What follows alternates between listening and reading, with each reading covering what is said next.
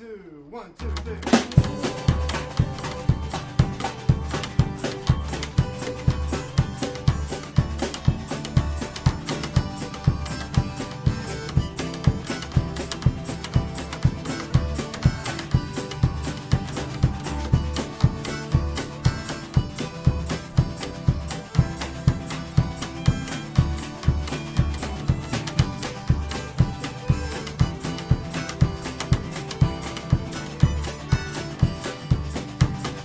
Welcome to Ithaca DSA Presents.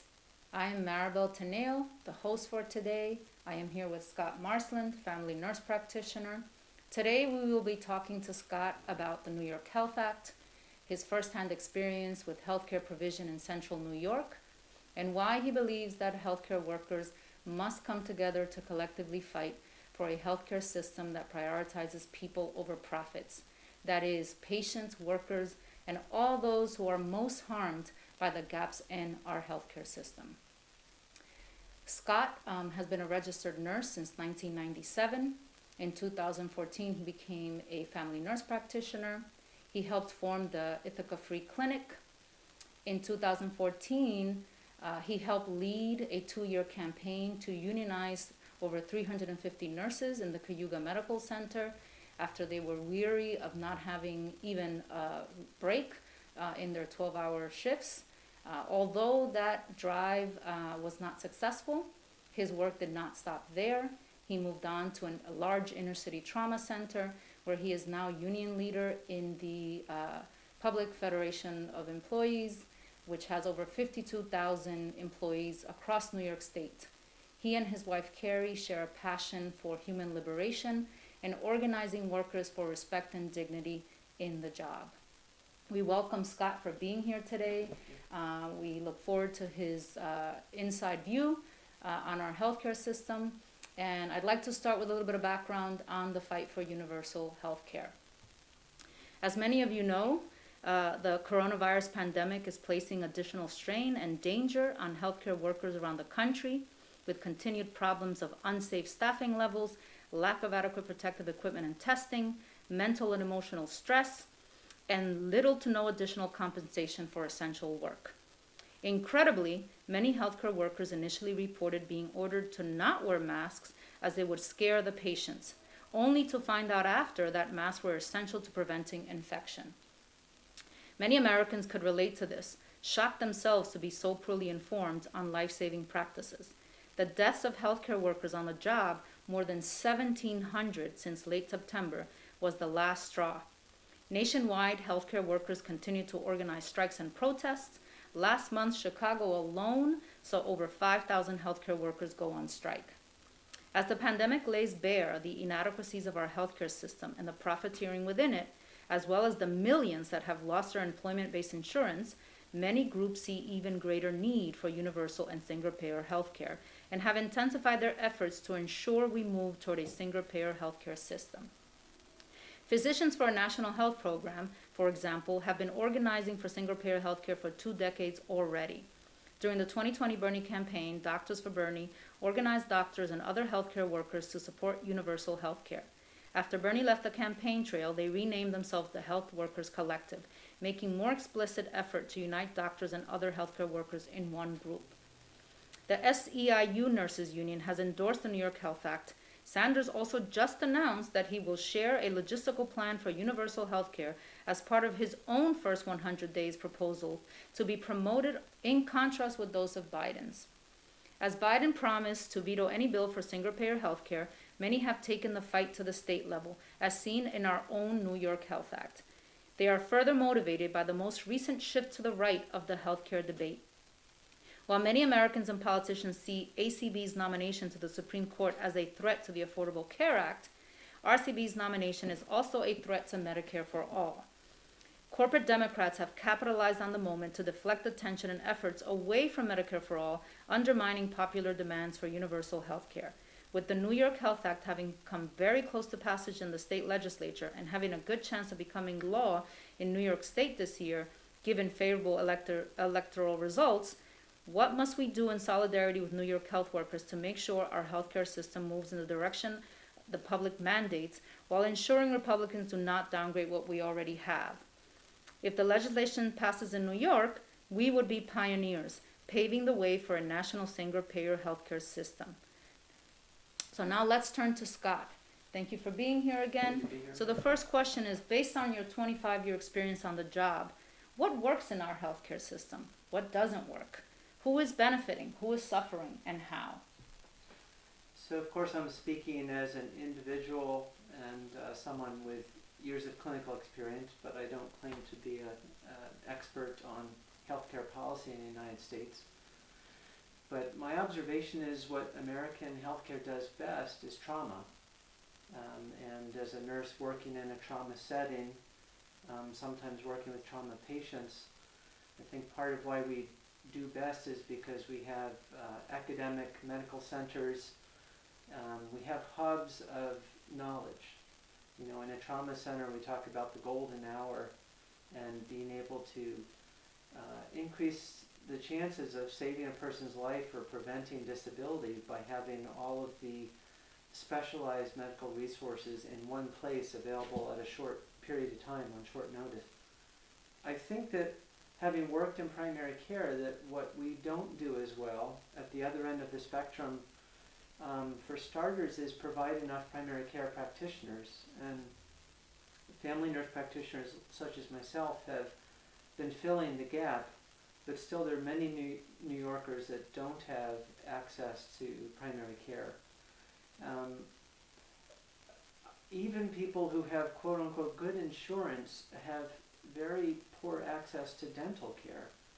And so a healthcare plan like the New York Health Act, which would include dental care, would be a boon to working people, poor people, and people who are well-to-do across the spectrum. And then I would add ophthalmological or eye care. You know, for some reason that's a mystery to me, in the United States we see dental care and eye care as luxuries and peripheral choices when they're so important to our health and well-being. In answer to your question about who benefits, I think that many of us know this answer. You know, who benefits most from the pandemic? Who's getting rich from the pandemic? Drug companies, manufacturers of medical equipment, and the healthcare corporations, especially the for-profit healthcare corporations. And who's paying the price? Most of all, ordinary people like you and me. But then people who've always gotten short shrift in the healthcare system are having that exacerbated in a way that highlights the weaknesses and the failures of our healthcare system. Especially public health and our lack of a cohesive plan across the state and across the nation. Right. Interesting that you mentioned expanded healthcare service like dental and eye care, and I would even add to that the mental health Absolutely. Care services. In my own work in campaigning around the New York Health Act, it's been very interesting how a lot of the storytelling that comes out of those events are around mental health. And that actually even connects to the current fight for reimagining police, where if I think it's more than a quarter of people who are killed by police had some type of mental health need that the police were not and should not have been dealing with. And so to reimagine policing is very connected to reimagine police is connected to reimagining our healthcare system and how we can redistribute those responsibilities where they belong. And that does mean expanding those healthcare services. I think you also mentioned who's suffering, right? Like just today there was a report about rural America, and the media has underreported the amount of suffering in rural America in terms of how 2019 was a record year in terms of the closing of hospitals. Imagine that in a pandemic now, what the impact of that, with people having to be helicoptered out of their residence in order to get care, and then getting these humongous bills. You know, but I guess also, during this pandemic, I think we can both agree that healthcare workers garnered a lot of attention and sympathy from the public as they took to the streets to demand adequate equipment and safe working conditions. Do you think the pandemic has given healthcare workers greater leverage to fight for institutional changes in our healthcare system? And if so, like you mentioned some of the forces that we need to reckon with, but what do you see? Have you seen any shifts in your own experience during the pandemic around the fight for universal healthcare, precisely because of what we said before, that we're also at a time when we're having to defend the Affordable Care Act from Republican takeover? I follow closely what's happening with teachers in education, because I think teachers are leading the way around this. Part of what I think has happened with teachers in relation to the pandemic is large numbers of people have been waiting for the mature adult in the room to come up with the solutions and the plan, and they didn't. And so a lot of time was wasted with this expectation that the leaders in our schools, the leaders in our government would come up with a safe plan to return to school. And not only did they not, then they forced students to go back to school to different degrees in different places. I think that the parallel in healthcare and in nursing, which is related to that, is from the beginning we've been waiting for the mature adults in the room to tell us what are the scientifically based approaches that we should take. And what we have found is that long trusted sources of empirically based, evidence-based information like the CDC have been politicized to such a degree that they're making recommendations which not only contradict decades of evidence-based research and practice in the field of healthcare, but they defy common sense. And so there's been, not just in the general public, but in healthcare, I feel like there's been a loss of trust. And so to a degree, at the bedside, we have a lot of questions in our own mind and with each other about what the safest course of action is.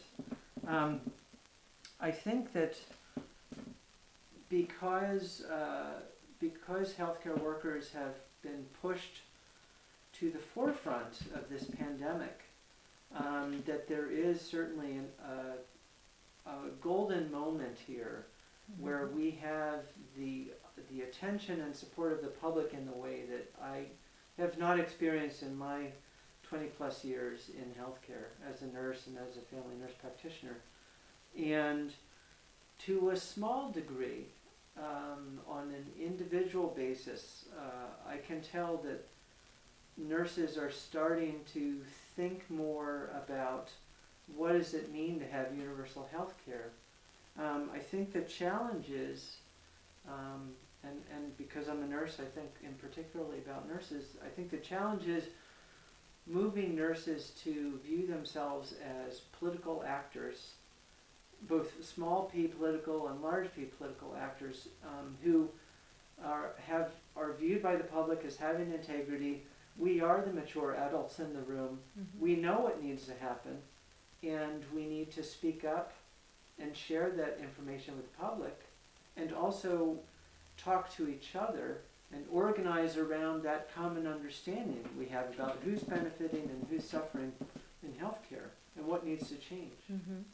I think you brought up a really important point about the lack of trust in our institutions, in our healthcare institutions. And one of the things that, we've learned as we're studying and learning more about the pandemic is that nations that either had a lot of trust in government, such as Finland, or they had a strong centralized system and plan for dealing with the pandemic, were more successful at dealing with the pandemic. And I think that what you make me think of is that the same way that the pandemic has laid bare the inadequacies of our healthcare system, it's also laid bare the real problems that we face politically in this country, where we are at a time of unprecedentedly low levels of confidence and trust in all of our institutions, including Congress. And so that is definitely a huge problem, and is the backdrop of some of the challenges that you're mentioning in terms of workers organizing. And I think the other thing I think is the fact that we have, we have 30, 40 years of assault on unions and the ability of workers to organize. And so we're now at a moment where, the favorability for unions is higher than ever, but we're also having to build organizing and unionizing. So we're in a moment where you're right, there is this golden moment to produce this change, but we're also learning and rebuilding as we're doing that. And I could see how that is a challenge, for sure. So what do you see, the SEIU nurses endorsed the New York Health Act. Is this enough? Why do you think labor organizing in healthcare is so crucial to transforming the healthcare system? And what must be done to get the legislation to pass? Right. I'd like to answer that, but before I lose track, the one thought I wanted to share was that I am a state employee, right? I am the government. A lot of nurses who work for the state, whether it's the Department of Health or at one of the SUNY campuses or in the prisons, most of those nurses, including myself, work for a state agency and belong to the Public Employees Federation, which is an employee of state union, state employees, 52,000 people covering 1,000 different job titles. I think that to be explicit, it's been part of the neoliberal agenda for the last 30 years to undermine the public's confidence in government. And I feel like one of the things that the pandemic has demonstrated, especially in New York State, is that government workers are able to competently and efficiently and with dedication and often self-sacrifice, because there are, at our recent convention, we had a roll call of members of my union who gave their lives, or their lives were taken from them during this pandemic due to their exposure. But I feel like what we have shown is that when we are in a catastrophic situation like this, the people who keep the roads open, the Department of Health that does monitoring, the people with the Department of Labor who help people get access to their unemployment benefits, that they are dedicated and effective. And through the continual cost cutting that we've had of the state budget, that we were really handicapped, right? Through the closure of hospitals, that we were really handicapped. Through the lack of good oversight of nursing homes, people suffered and died, right? So I want to make sure to hit that piece about government, that, but in terms of the role of unions, there was a conference call around the New York Health Act with the two key sponsors, and the New York Senate and the New York Assembly. And what Assemblyman Gottfried and his compatriot in the Senate explained was one of the most important obstacles to the New York Health Act in New York State is actually public employee unions. I was a little puzzled by that, because I could say that the union that I belong to, we just had our convention, and we voted on and approved a federal legislative agenda which includes national health care insurance, right? I just want to hit real quick, we're talking about affordability, choice, improved quality, that everyone must have it, there need to be equity reforms, and so that's 52,000 people in an organization that support this effort, right? I would say that as an individual leader within that organization, it's one of my goals to make more members aware of what we're actually working on and what is actually within reach here in New York State. And union members, I guess at this point in American history, it feels to me like unions are one of the last bastions of democracy and one of the last remaining forces of power that we can use to counterbalance the agenda that is enriching the corporations and impoverishing ordinary people. I think that's an excellent point. I think that, I think in America, and this is just my own observation, albeit limited, and having traveled to different parts of the world and lived in different parts of the world, in America there's a sense that democracy is being able to have free elections, and as if democracy is reduced to free elections. But I think your point is a really good one, that democracy resides in our everyday life and our everyday institutions and organizations and in the workplace. And in the workplace.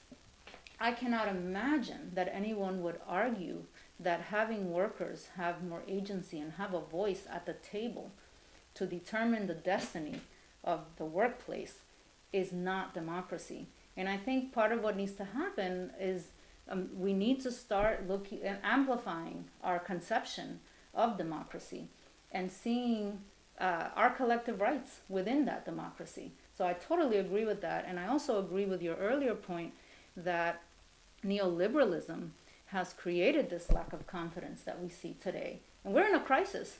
We are in a political crisis right now. It's a crisis in representation because the majority of Americans support universal health care. The majority of Americans support a living wage. The majority of Americans support a wealth tax. And somehow, those are not translating into actual policy. So there is definitely a crisis in representation, which is not surprising because there is no way that the neoliberal attacks that we have seen, that you mentioned, could have happened in a real democracy.